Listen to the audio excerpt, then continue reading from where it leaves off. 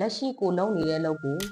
ခဏအတွက်လောက်တာလားရေရှည်အတွက်လောက်တာလားဆိုတော့ long term ထွက်လား short term ထွက်လားဆိုတော့အရင်ရေးကြည့်တယ်အဲ့ဒါတွေတွေးဖို့လိုတယ်ဆိုတော့အခုလက်ရှိဈေးရောင်းနေတယ်မဟုတ်ဆိုအခုလက်ရှိဝန်ထမ်းလုပ်နေတယ်အခုလက်ရှိကိုဘာလုပ်နေပါလဲပေါ့နော်အခုလက်ရှိကိုလုံးနေတဲ့အလုပ်ဒီ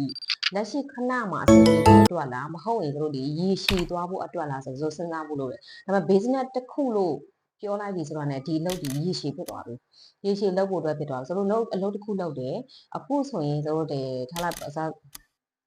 တချို့ဈေးရောင်းနေတယ်ပေါ့နော်ဈေးရောင်းတဲ့လူဆိုရင်တို့အထည်ရောင်းတဲ့လူရှိတယ်ဖက်ရောင်းတဲ့လူရှိတယ်ဥမာဆန်ရောင်းတဲ့လူရှိတယ်စားတောက်ရောင်းတဲ့လူရှိတယ်ကုန်စုံဆိုင်ရောင်းတဲ့လူရှိတယ်ဒါရောင်းတဲ့လူအမျိုးမျိုးရောင်းနေကြတာအဲ့ဒီရောင်းတဲ့ထဲမှာကိုရောင်းလက်ရှိကိုရောင်းနေတဲ့အရာကဒီခဏအတွက်အမြင်ရဖို့အတွက်ပဲရောင်းတာလားမဟုတ်ရင်ဒီလုပ်ငန်းကိုရေရှည်တစ်နှစ်နဲ့တစ်နှစ်တိုးတက်သွားတယ်ဆိုင်ခွဲတွေအများကြီးဖွင့်နိုင်တယ်ဒီတစ်နှစ်နဲ့တိုးတက်လာတာတွေအတွက်ပဲရောင်းတာလားဆိုတော့စဉ်းစားရမယ်ဒါပေမဲ့ရောင်းကြတဲ့နေရာမှာသိထားဖို့ကကိုယ့်အတွက်အမြင်ရဖို့အတွက်တက်ပဲစဉ်းစားနေမယ်ဆိုရင်တော့သိကြတယ်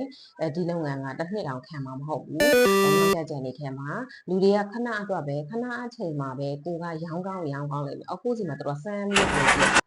ဒီလူစီကအဆင်ပြေလားဒီလူစီကအဆင်မပြေလားဆိုပြီးစမ်းတက်တဲ့ကာလမှာဝယ်ခြင်းဝယ်လိုက်မယ်စမ်းတက်ပြီးသွားပြီးတဲ့အချိန်မှာတို့မှာဖိနေနေမတူတဲ့အကြောင်းအရာတွေခံစားရလိမ့်မယ်အဲ့ခါကျကိုကခဏအတွက်ပဲလုပ်ဖို့ရည်ရွယ်ထားတယ်ဆိုရင်တော့ဒီလုပ်ငန်းကတေးကြတယ်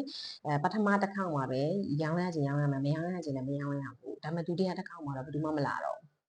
တကယ်လို့ကိုက long term ထွက်ရေရှည်အတွက်ကိုနှစ်ရှည်အတွက်ကိုရည်မှန်းထားတယ်ဆိုရင်တော့ရောင်းတဲ့နေရာအစပိုင်းမှာလည်းဆိုခုနပဲcustomer ရတာမရတာတွေငွေဝင်တာမဝင်တာတွေမြတ်တာရှုံးတာတွေအတွက်တော့စဉ်းစားလို့မရဘူးတို့တစ်ခုပဲတွေးရမှာက long term အတွက်ဆိုရင်တော့ဒီလုပ်ငန်းတစ်ခုတို့ဒီဈေးတစ်ခုရောင်းတော့မယ်ဆိုကိုညီမှုနဲ့ရောင်းချခြင်းကိုညီမှုနဲ့ရောင်းပြီးတော့မှဆိုငွေရှာတာဒီဒါ long term အတွက်အကောင်းဆုံးပဲ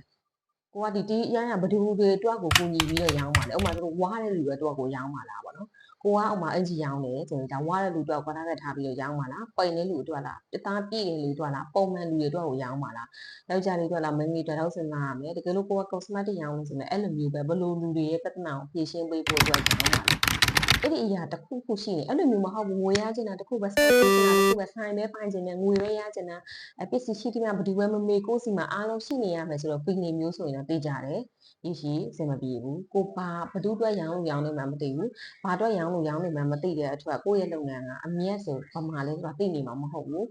ပြီးတိုးတက်ဖို့အတွက်လည်းသိနေမှာမဟုတ် system မရှိဘူး business တစ်ခုလုံးမဖြစ်နေဘူးဖြစ်နေတဲ့အတွက်ရေရှည်ရပ်တည်နိုင်မှာမဟုတ်ဘူးပေါ့နော် okay ကျေးဇူးတင်ပါတယ်စစားဖြစ်ပါတယ်ဒီ90အတွင်းမှာရောင်းရတော့ကိုကြီးပေးနေတော့စစားဖြစ်ပါတယ်